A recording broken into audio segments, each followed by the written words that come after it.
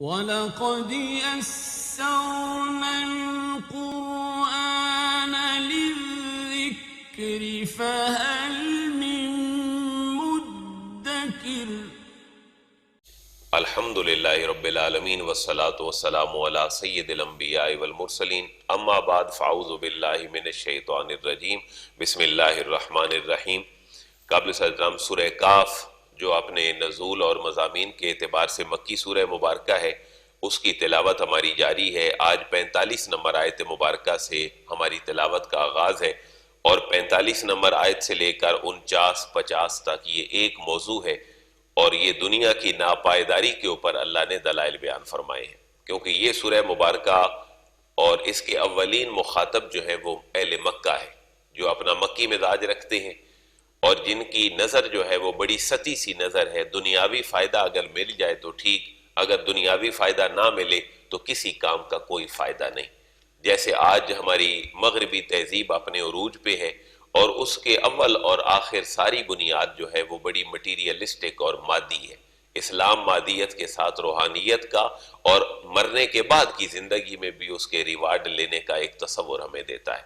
تو انہیں مثال دی گئی ہے کہ محبوب ان کو سمجھائیں اور ان کو مثال دیں کہ دنیا کی مثال تو اس پانی کی طرح ہے جس کو آسمان سے نازل کیا جائے، اور وہ جب زمین کے اوپر گرے تو زمین میں بڑا جو ہے وہ سبزہ اگ گئے، لیکن اس کے بعد ایک آندھی اور طوفان چلے اور اس پوری کھیتی کو اڑا کے لے جائے۔ یہ دنیا کی صرف حیثیت ہے۔ یعنی انسان کو اللہ تعالیٰ جب زندگی دیتا ہے، اس کے اندر انسان کو مادی وسائل دیتا ہے، تو بالآخر یہ ختم ہونے والے ہوتے ہیں۔ یہ اگر ختم نہ بھی ہو تو انسان کی صلاحیتیں ختم ہونے والی ہوتی ہیں۔ ایک بندہ کمانے کو روزانہ کی آمدن میں 10 لاکھ کمائے، لیکن اس کا معدہ کھانا ہضم نہ کرے، اس کو چلنے پھرنے کی طاقت ہی نہ رہے، وہ چیئر کے اوپر آ جائے، اٹھ کر خود اپنی حاجت کرنے کی اس کو طاقت نہ رہے، تو اللہ فرما رہا ہے دنیا کی پھر ساری چیزیں تو عارضی ہیں، یا یہ ختم ہو جائیں گی یا تم ختم ہو جاؤ گے۔ اور بڑی پیاری مثال جو ہے وہ پانی سے دی ہے۔ اس کا ترجمہ پڑھ کے میں اس کی مثال عرض کرتا ہوں۔ وَضْرِبْ لَهُمْ مَثَلَ الْحَيَاةِ الدُّنْيَا كَمَاءٍ أَنزَلْنَاهُ مِنَ السَّمَاءِ فَاخْتَلَطَ بِهِ نَبَاتُ الْأَرْضِ فَأَصْبَحَ هَشِيمًا تَذْرُوهُ الرِّيَاحُ وَكَانَ اللَّهُ عَلَى كُلِّ شَيْءٍ مُقْتَدِرًا۔ محبوب ان کو ذرا مثال دیں۔ اس سے پہلے بھی جو ہم نے مثالیں پڑھی ہیں، 2 بندوں کی مثالیں تھیں جن کے باغ تھے، اور ایک کے 2 باغ تھے اور ایک کے پاس کچھ نہیں تھا، جو تھا اللہ کے راستے میں صدقہ کر دیا۔ ان چند آیات کا مطمع نظر کیا تھا کہ دنیا عارضی ہے۔ اس سے پہلے اصحاب کہف کا جو واقعہ بیان کیا، اس کا مقصد بھی کیا تھا کہ دنیا عارضی ہے، اور ظالم جب ظلم کرتا ہے تو آخر اس کا ظلم مٹ جاتا ہے، اس کا ظلم کبھی جو ہے وہ باقی نہیں رہتا، باقی صرف اللہ کا کلمہ رہنا ہے۔ تو پوری سورہ کہف میں مادیت پرستی کی مذمت ہے، اور ایک ریئلسٹک سوچ جو ہے حقیقت پسندی والی، یہ انسانوں کو دی گئی ہے۔ وَضْرِبْ لَهُمْ مَثَلَ الْحَيَاةِ الدُّنْيَا، وَضْرِبْ لَهُمْ محبوب ان کو مثال دیں، مَثَلَ الْحَيَاةِ الدُّنْيَا، کس زندگی کی؟ دنیا کی زندگی کی محبوب ان کو مثال بیان کریں۔ کیسے؟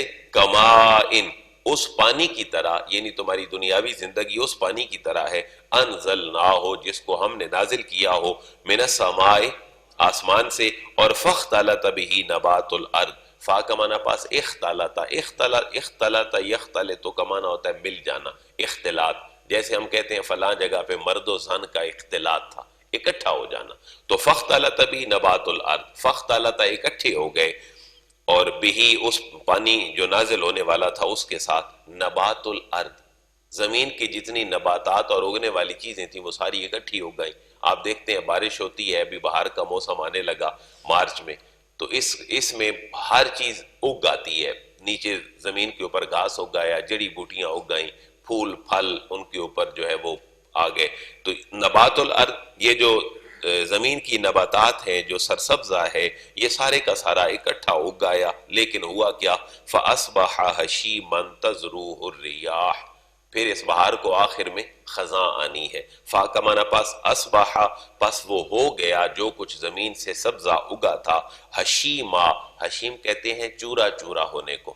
آپ حضور کے جد امجد میں سے ایک کا نام جو ہے وہ حضرت ہاشم بھی ہے، جیسے محمد بن عبداللہ بن عبد المطلب بن ہاشم، تو ہاشم جو ہے آپ کا معروف مشغلہ تھا کہ آپ جو ہے وہ سرید کو اور اس کھانے کو پسند کرتے تھے جو چورا چورا کر کے کسی لیکوڈ میں ڈال کے کھایا جائے، اس وجہ سے آپ کا نام ہی کیا مشہور ہو گیا؟ ہاشم، جناب ہاشم۔ تو فَأَصْبَحَ حَشِيمًا، پس وہ ہو گیا پھر حشیمہ، چورا چورا، ٹکڑے ٹکڑے ہو گیا، سارا کچھ ختم ہو گیا۔ تَزْرُوهُ الرِّيَاحُ، تَزْرُوهُ، پھر اس کو اڑاتی پھرتی ہیں، اڑا کے لے جاتی ہیں، الرِّيَاحُ، ری اور اس کی جمع ہے ریاح، ہوائیں، پھر اس کو ہوائیں اڑا کے لے جاتی ہیں۔ یعنی یہ دنیا کی ناپائیداری کی مثال ہے، یا تو جو نعمتیں ہیں وہ ختم ہو جائیں گی تم سے، یا تم خود ختم ہو جاؤ گے، تم نے ساتھ کچھ نہیں لے کے جانا، صرف ایک سفید کفن لے کے جانا ہے۔ اور پھر مفسرین نے لکھا ہے کہ اس کی مثال دنیاوی زندگی کی پانی کے ساتھ کیوں دی گئی؟ کسی اور چیز کے ساتھ بھی مثال ممکن ہو سکتی تھی، لیکن پانی کے ساتھ مثال اس لیے دی ہے کہ پانی ہمیں ضرورت ہے، اس پانی کے بغیر ہمارا سروائیول نہیں ہے۔ انسانی زندگی کے لیے اور کائنات کے بقا کے لیے پانی بہت ضروری ہے۔ اللہ فرما رہا ہے ہم نے ہر چیز کو پانی سے پیدا کیا ہے۔ پانی کی مثال اس لیے دی ہے کہ دنیا انسان کی ضرورت ہے، لیکن یہ ضرورت اتنی ہی ہو کہ جتنی سے اس کی ضرورت پوری ہو جائے۔ اب کسی کو تیرنا نہیں آتا، وہ سمندر اور دریا میں چھلانگ لگا دیتا ہے تو رزلٹ یہ نکلے گا کہ پانی اس کے لیے رحمت نہیں رہے گا، بلکہ پانی اس کے لیے زحمت بن جائے گا۔ پانی کی مثال دے کر یہ سمجھایا کہ دنیا کی مذمت نہیں ہے، بلکہ دنیا میں تمہارا کھب جانا اس کی مذمت۔ اللہ رسول کے احکامات تمہارے اوپر غالب رہیں تو پھر تمہاری دنیا کا کوئی مسئلہ نہیں ہے۔ پانی اتنا ہی فائدہ مند ہوتا ہے جتنا اس کے لیے ضرورت ہے۔ وَكَانَ اللَّهُ عَلَىٰ كُلِّ شَيْءٍ مُقْتَدِرًا، واو کا معنی اور کانا ہے، اللہ تبارک و تعالیٰ عَلَىٰ كُلِّ شَيْءٍ، ہر چیز کے اوپر، مقتدرا، قدرت رکھنے والا، اللہ ہر چیز کے اوپر اپنی قدرت رکھنے والا ہے۔ المال والبنون زینت الحیات الدنیا والباقیات الصالحات خیر عند ربک ثوابا وخیر عملا، یہ اللہ اور اس کی مخلوق کی ترجیحات کا معیار ہے کہ اللہ کا معیار کچھ اور ہے اور مخلوق کا معیار کچھ اور ہے۔ دنیاوی ٹھاٹ باٹ کا معیار ہے، انسان کے پاس مال و دولت ہو، بیٹے ہوں، زمینیں ہوں، گاڑیاں ہوں، لیکن اللہ کے پاس جو نیکی ہے اور اللہ کا جو اچھے ہونے کا معیار ہے وہ ہے نیکیاں جو ہم اللہ کے حضور بھیج دیتے ہیں۔ تو دونوں مائنڈ سیٹ جو ہے وہ کمپیریٹیولی اہل مکہ کے سامنے رکھے گئے۔ المال والبنون زینت الحیات الدنیا، المال و مال، والبنون بیٹے، زینت الحیات الدنیا، وہ دنیاوی زندگی کی زینت ہے، مال اور بیٹے دنیاوی زندگی کی زینت ہے۔ لیکن والباقیات الصالحات، واو کا معنی اور الباقیات، باقی رہنے والی، الصالحات نیکیاں، خیر بہتر ہیں، عند ربک آپ کے رب کے پاس، ثوابا وخیر عملا، از روئے ثواب کے اور امید کے اعتبار سے وہ اللہ کے ہاں بہت بہتر ہے۔ انسان مر گیا، سامان پہلے بھیج دیا، یہ امید کے اعتبار سے بہت بہتر ہے۔ الباقیات الصالحات سے کیا مراد ہے؟ مفسرین نے لکھا ہے کہ الباقیات الصالحات میں کچھ نیک اعمال ہیں، کسی نے نماز لکھی ہے، کسی نے روزہ لکھا ہے، لیکن ایک حدیث مبارکہ ہے جس سے اس کی تائید ہوتی ہے۔ اللہ کی تسبیح بیان کرنا سبحان اللہ، اللہ کی تعلیل بیان کرنا لا الہ الا اللہ، اللہ کی تکبیر بیان کرنا اللہ اکبر، اللہ کی تحمید بیان کرنا الحمدللہ، اور پیچھے متصل گزرا لا حول ولا قوت الا باللہ۔ یہ جو اذکار ہیں یہ کہلاتے ہیں الباقیات الصالحات۔ یہ جو چیزیں ہیں یہ خیرن، یہ بہتر ہیں عند ربک آپ کے رب کے پاس، ثواباً از روئے ثواب کے، وخیرن عملا اور امید کے اعتبار سے یہ بہت بہتر ہے۔ تو نماز بھی الباقیات الصالحات ہے، صدقہ خیرات بھی الباقیات الصالحات ہے۔ پہلے اذکار ہے، زبان پاک ہو، پھر افعال ہیں جن سے ہمارا جسم پاک ہو۔ وَيَوْمَ نُسَيِّرُ الْجِبَالَ وَتَرَى الْأَرْضَ بَارِزَةً وَحَشَرْنَاهُمْ فَلَمْ نُغَادِرْ مِنْهُمْ أَحَدًا۔ وَيَوْمَ نُسَيِّرُ الْجِبَالَ، جن کے اوپر تم تکیہ اور بھروسہ کر کے بیٹھے ہو، قیامت ایک دفعہ آنی ہے، تم بھاگ کے کہاں تک چڑھ جاؤ گے؟ کیا پہاڑوں پہ چڑھ جاؤ گے؟ تمہیں احساس ہے کہ عربوں میں بڑے اونچے پہاڑ ہیں، لیکن اللہ فرما رہا ہے قیامت سے ڈرو۔ یوم نسیر الجبال، واو کا معنی اور یوم دن، وہ دن، نسیرو سیر سے نکلا ہے، سیر کے لیے انسان جاتا ہے، چلتا ہے۔ یوم نسیر الجبال، اس دن ہم پہاڑوں کو چلائیں گے۔ وَتَرَى الْأَرْضَ بَارِزَةً، واو کا معنی اور ترا آپ دیکھیں گے، الارض زمین کو، بارزہ ظاہر، آپ زمین کو بالکل ننگا اور چٹیل دیکھیں گے، اس زمین کے اوپر پہاڑ بھی نہیں ہوں گے۔ تو مستتر ہوتا ہے چھپا ہوا ہونا اور بارز ہوتا ہے ظاہر ہونا۔ تو اور جس دن ہم پہاڑوں کو چلائیں گے اور آپ زمین کو صاف میدان دیکھیں گے، وَحَشَرْنَاهُمْ، واو کا معنی اور حشرناہم، ہم ان سب کو جمع کر دیں گے، فَلَمْ نُغَادِرْ مِنْهُمْ أَحَدًا، فا کا معنی پاس، لم نغادر، ہم نہیں چھوڑیں گے، منہم ان میں سے، احدا کسی کو بھی، کوئی طاقتور بھی ہو، اپنے وقت کا دارا اور سکندر بھی ہو، تو اللہ فرما رہے ہم کسی کو بھی نہیں چھوڑیں گے۔ یہ اب اہل مکہ کے سامنے دنیا کی ناپائیداری کے بعد آخرت کے احوال کو بیان کر کے انہیں مرنے کے بعد کی زندگی سے ڈرایا جا رہا ہے کہ تم نے مرنا ہے، مر کے اٹھنا ہے، اللہ کو جواب دینا ہے۔ وَعُرِضُوا عَلَىٰ رَبِّكَ صَفًّا، جب تم اٹھو گے، پیش کیے جاؤ گے تو کیا حال ہوگا، واو کا معنی اور عُرِضُوا، پیش کیے جائیں گے، علی ربک، آپ کے رب کی بارگاہ میں، صفا لائن بنا کر، صفوں میں، یہ صف بھی عربی زبان کا لفظ ہے۔ اللہ کے حبیب نے فرمایا جب بھی آپ نماز ادا فرماتے تو پہلے سووا صفوفکم، اپنی جو صفیں ہیں ان کو سوو، ان کو برابر کر لو، تو اسی سے نکلا ہے صفا، اور سب آپ کے رب کی بارگاہ میں محبوب صف بصف پیش کیے جائیں گے۔ لقد جئتمونا کما خلقناکم، اور پھر مکالمہ کیا ہوگا، لقد جئتمونا، بے شک تم ہمارے پاس آ گئے ہو، اس حالت میں، کما خلقناکم، جیسے ہم نے تمہیں پیدا کیا تھا۔ اس سے ایک بات یہ بھی نکلتی ہے، قیامت والے دن حدیث مبارکہ ہے کہ انسان کے بدن کے اوپر لباس نہیں ہوگا۔ اما عائشہ نے عرض کیا حضور پھر ایسی کیفیت کیا ہوگی کہ لباس نہیں ہوگا تو سطر کا حال کیا ہوگا، لوگ کدھر جائیں گے، خواتین کدھر جائیں گی؟ تو اللہ کے حبیب نے فرمایا نفسا نفسی کا عالم یہ ہوگا کہ کسی کو کسی کا احساس تک بھی نہیں ہوگا، اللہ کے حضور پہ پیش کیے جائیں گے، کما خلقناکم، اسی حالت میں جس حالت میں اللہ نے انہیں پیدا کیا تھا، اول مرتن، پہلی دفعہ جیسے اس نے پیدا کیا تھا اسی کیفیت میں اللہ کے حضور پیش کیے جائیں گے۔ بل زعمتم ان لن نجعل لکم موعدا، بل زعمتم، انہیں کہا یہ جائے گا کہ تمہارا زوم اور تمہارا گمان کیا تھا، بلکہ زعمتم، تمہارا زوم اور گمان یہ تھا، ان لن نجعل لکم موعدا، ان لن نجعل، کہ ہم نہیں کریں گے، لکم تمہارے لیے، موعدا، اپنے اس وعدے کو وفا جو ہم نے تم سے کیا تھا۔ تم یہ سمجھتے تھے کہ یہ وعدہ تو کبھی وفا نہیں ہوگا، کہ مرنے کے بعد تم نے قبر میں جانا ہے اور پھر تمہاری حشر اور نشر کی زندگی ہے۔ اس کے بعد ان کی کتابیں جو نشر ہو چکی ہوں گی وہ ان کے ہاتھ میں پکڑا دی جائیں گی، یہ تمہارا نامہ اعمال ہے جس کو تم نے لکھا تھا۔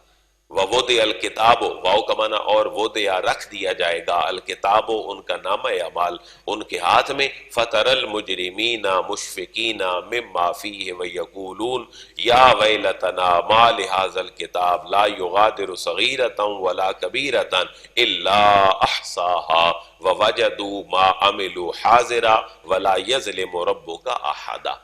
یہ جب نامہ اعمال انہیں پکڑایا جائے گا تو اس وقت کیفیت یہ ہوگی کہ وَوُضِعَ الْكِتَاب، اور نامہ اعمال رکھ دیا جائے گا، فَتَرَا، فا کا معنی پاس، ترا محبوب آپ دیکھیں گے، المجرمین، مجرموں کو، مشفقین، جو بڑے ڈر کی کیفیت میں ہوں گے، اس میں جو مما فیہ، جو کچھ ان کے نامہ اعمال میں لکھا ہوا ہوگا اس سے وہ بڑے ڈرنے والے ہوں گے، وَيَقُولُونَ، اور کہیں گے، یا ویلتنا، ہائے افسوس، ما لہذا الکتاب، اس نامہ اعمال کو کیا ہو گیا ہے، لا یغادر صغیرۃ ولا کبیرہ، اس نے نہ تو لا یغادر، اس نے نہیں چھوڑا ہے نامہ اعمال نے، صغیرۃ، نہ تو کوئی چھوٹا گناہ، ولا کبیرۃ، نہ ہی کو بڑا گناہ، الا احصاہا، مگر اس نے اس کا احاطہ کر لیا ہے، اس نے نامہ اعمال میں گن کے سب کچھ رکھ لیا ہے۔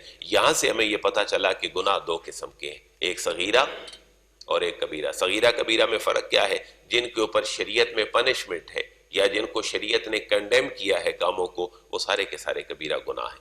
اور پھر صوفیاء اور بزرگان دین کا موقف یہ ہے کہ ہر گناہ جس کو صغیرہ سمجھ کے کیا جائے وہ کبیرہ ہے، جس کے اوپر پرمنٹ رہا جائے وہ کبیرہ گناہ ہے، بے شک اس کا صغیرہ گناہ ہی کیوں نہ ہو۔ مثلا زنا کے اوپر حد ہے، کبیرہ گناہ ہے، چوری کے اوپر حد ہے، یہ کبیرہ گناہ ہے، کنڈیم کیا جھوٹ کو، غیبت کو، حسد کو، یہ سب کبیرہ گناہ ہے۔ اور اکبر الکبائر جھوٹ بولنا ہے، حالانکہ جھوٹ پہ بظاہر سزا کوئی نہیں ہے لیکن جھوٹ کبیرہ گناہوں میں سے ہے۔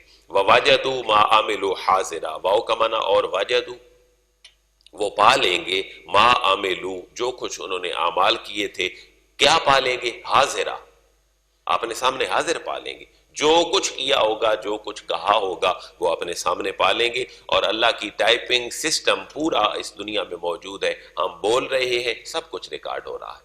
اور پھر لکھا بھی جا رہا ہے. آج تو آپ گوگل پہ جا کے لکھیں، آپ بولتے جائیں گے، آپ کا گوگل پہ خود بخود انگلش، پشتو، اردو، فارسی جس زبان کی آپشن دیں گے آپ بول رہے ہیں اور وہاں پہ لکھا جا رہا ہے، آپ ساتھ ہی پرنٹ لیتے جائیں. وَوَجَدُوا مَا عَمِلُوا حَاضِرًا. اس لیے انسان کو سوچ سمجھ کے بولنا چاہیے. انسان واہیاتی والی گفتگو کرتا ہے جب تنہا بیٹھتا ہے، لیکن اس کا نامہ اعمال تو ریکارڈ ہو رہا ہے. اس لیے گفتگو میں احتیاط ہی اللہ رسول کی منشا اور مرضی ہے.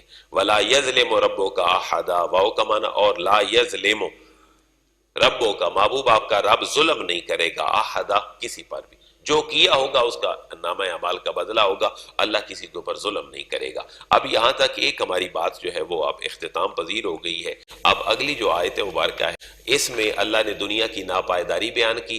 اللہ کے ہاں پائیداری کا معیار اور ہے اور مخلوق کے ہاں پائیداری کا معیار اور ہے. اس سے پہلے جو مثال تھی وہ دو لوگوں کے باغوں کی تھی، وہ بھی ایک خاص موضوع تھا. اس سے پہلے اصحاب کہف تھا، ایک خاص موضوع تھا. اب آگے جو 8-10 آیات آئیں گی ان کا ایک خاص موضوع ہے. اللہ قرآن کو اس کے مزاج کے مطابق پڑھنے سمجھنے کی اور اس پر عمل کرنے کی ہمیں توفیق نصیب فرمائے. وما علیہ الا البلاغ.